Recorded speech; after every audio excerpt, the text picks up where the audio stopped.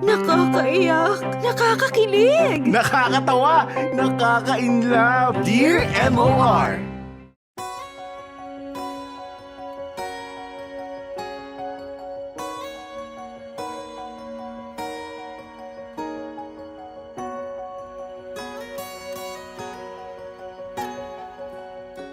Dear MOR, ako po pala si Leila, 36 years old ng Sampaloc, Manila.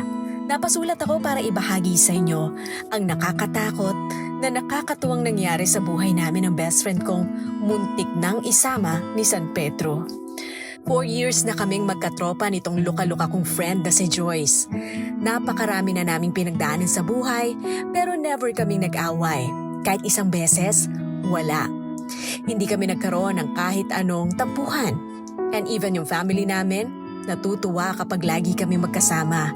Kasi para silang nag-hire ng stand-up comedians dahil sa pagiging lukaret naming dalawa. Kapag magkalayo kami, andyan pa rin siya para sa akin. Isang text o tawag, sasagot agad. One time tumawag ako sa kanya sa Messenger MOR nung nagchuchuk-tsakan sila ng boyfriend niya. Sinagot niya pa rin yung tawag ko. Tinatanong ko lang naman siya kung pwede bang ilagay yung CDO footlong sa spaghetti kasi naubusan ng tender juicy sa tindahan. Sabay kaming naliligo, natutulog, kumakain, kahit sunog na sinaing, masaya niyang kinakain kasama ko. Lagi kami magkasama kahit saan mang galaan at lakaran dahil pareho kaming gastador at tagapagmana ng kaharian ni Bill Gates. Minsan, mas bongga pa nga yung mga dates namin kesa sa actual dates ng mga sarili-sarili naming syota. Pero dumating yung isang araw na nagising ako, tapos siya hindi. Nakomatose si Joyce MOR. She was diagnosed with aneurysm. Wasak na wasak ako. Hindi ko alam kung paano ako gagalaw. Mukha kong tanga sa ospital na nagpapalahaw kasi hindi ko na alam kung paano ako uusad sa buhay. Hinahawakan ko ang kamay niya habang nasa ER kami. Sabi ko, hayop ka. Balikan mo ko. Huwag kang sumama kay Lord. Hindi ka bilong dyan. Sa dinami-daming kalokohan mo, kahit stairway pagbabawalan sa'yo eh. Balik ka muna sa earth. Gumawa ng mabuting bagay. Retrieve mo yung ligtas points mo, be. Huwag ka munang sumuko dyan. Alam mo, MOR, tawang-tawa yung boyfriend niya habang nag-iiyakan kaming dalawa sa ER. Iyak, tawa. Kasi kahit nasa ospital, andun pa rin ako bilang best friend niya. Sabi ni Guy, baka bumangon talaga yan. Araw-araw ko siyang binibisita sa ICU. Assist ng mga kamag-anak na gustong makichika na wari bibisita. Nagka-malay siya few days after the operation. Sinabi ko sa boyfriend niya, tingnan mo nga, kahit si Satanas ayaw siya kunin. Sabay tawa. Nakausap ko siya in her case, hindi niya naaalala yung nangyari sa kanya mga weeks after niya makoma. Partially because of the medicines, may lucid dreamings din siya, tsaka some hallucinations after the operation, which is normal sabi nung doktor. Hindi niya naririnig yung mga sinabi ko sa kanya nung nakoma siya. Kumbaga, that part of her brain wasn't functioning because of the blood clot inside. Buti, hindi malaki yung memory patches na nawala sa kanya. May ibang bumalik na pero may tao pa rin talaga siyang hindi naaalala o nakikilala. It's been 6 years. Anniversary niya kahapon. Unti-unti na siyang nagiging okay MOR. Sinave po pala yung kalahating parte ng ulo niya nung inoperahan siya. Unti-unti, nagiging okay na talaga siya. May mga pagkakataon na hindi siya nakakaramdam ng gutom, saka lang bumabalik yung appetite niya kapag pinapainom ng gamot. Kapag wala, di talaga siya nakakaramdam ng gutom. Mostly, controlled naman ang emotions and feelings niya. Minsan, umipitik yung irritated feeling niya out of nowhere. Medyo nagbago kami doon kasi she was very sweet and kind bago siya nakoma. Ngayon, nagagalit siya out of nowhere. Madalas din po siyang umiiyak. Very sensitive siya sa maliliit na bagay, kaya laging positive lang ang vibes when she's around. Sana nga magtuloy-tuloy na yung paggaling ni Joyce para mabatukan ko na po siya. Dahil loko lang. Namimiss ko lang talaga yung dating kalokohan namin. Mahal ko tong lukaret na to kaya hindi ko titigilan to hanggat hindi makarecover. Hanggang dito na lamang po. Lubos na gumagalang, Leila.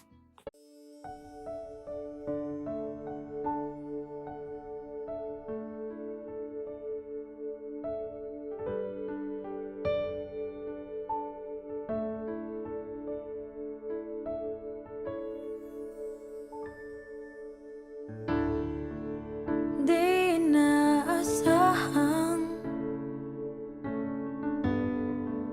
pagsasamahan sa hirap ng buhay. May kaibigan kang malalapitan, walang iwanan sa hamon ng buhay. Kaibigan ko,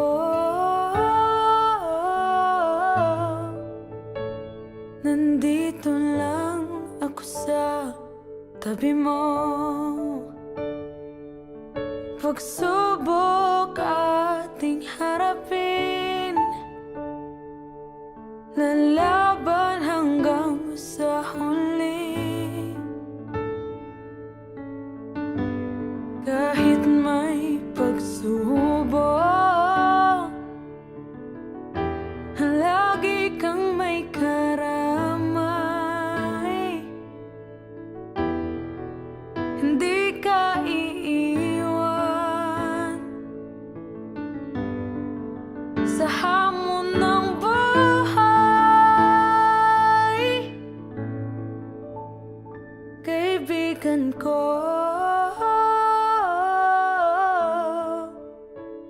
nandito lang ako sa tabi mo. Pagsubok ating harapin, lalaban hanggang sa huli. Lalaban hanggang sa huli. Lalaban hanggang sa huli.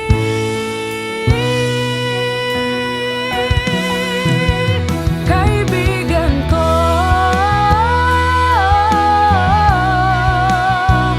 nandito lang ako sa tabi mo.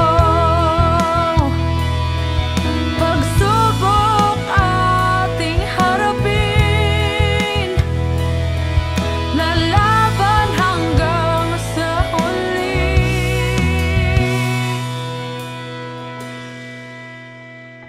Kaibigan.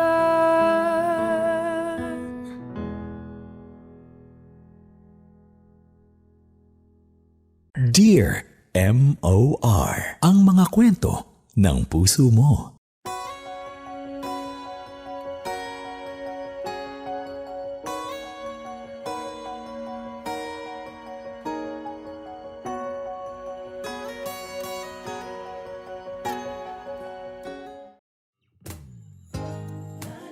At yan po ang kwento ng puso ng ating kamorkadang si Leila. Ang sarap-sarap maging BFF talaga.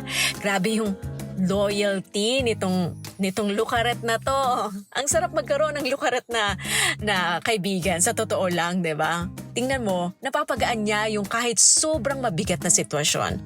Swerte ni Joyce at nakahanap siya ng kaibigan na kagaya mo na hindi talaga siya iiwan sa mga panahong kailangan ka niya, 'di ba? Yung presensya mo talagang nagbigay ng comfort sa pamilya nitong si Joyce at sa jowa niya at sa lahat ng tao na nakapaligid sa kanya. Salamat po sa tulong mo and I hope nga na magtuloy-tuloy na gumaling itong kaibigan mong si Joyce at patuloy ka pa rin maging mabait na kaibigan sa kanya. Or should I say, sutil na kaibigan sa kanya. And also, Leila, remember to take care of yourself too, ha? Kasi baka nasobrahan ka na rin sa kakabantay sa best friend mo. Napapabayaan mo na yung sarili mo. ka pa naman yung pinagkukunan niya ng lakas sa ngayon. So, ganitong pagkakataon na sinusubok kayo, yung friendship ninyo, yung katatagan ninyo, patuloy lang sa pagkapit, okay? Ano't ano man, malalampasan niyo rin yan. Good luck at maraming salamat sa pag-send ng inyong kwento dito sa Dear MOR. Ito po ang inyong kapamilyang kamorkada, DJ Bettina. Tuloy-tuloy lang po sa pagsasend sa amin ng inyong kwento. Hanggang sa muli, kamorkada.